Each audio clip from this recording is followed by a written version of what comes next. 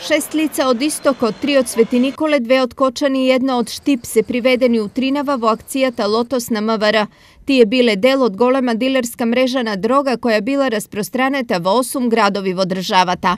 Претресите беа пронајдени и со потврда од земјани околу 5500 евра, околу 100 грама хероин, 160 грама смеса од кофеин и парацетамол за мешање, ваги, како и паковки хероин и марихуана спремни за продажба. Приведените жители на Истокот, организирани и раководени од 40-годишен Велешанец за сума од 1000 денари за доза хероин, односно 500 денари за марихуана, вршеле продажба на дрогата во Štip, Кочани и Свети Николе. Лицата, по добиените инструкции и по извршената препродажба на дрогата, дел од заработката ја задржувале за себе, а поголемиот дел му е носеле на првоосумничениот во неговиот дом. Вкупно во денешната акција се приведени 24 лица, но полициската истрага се уште не е завршена.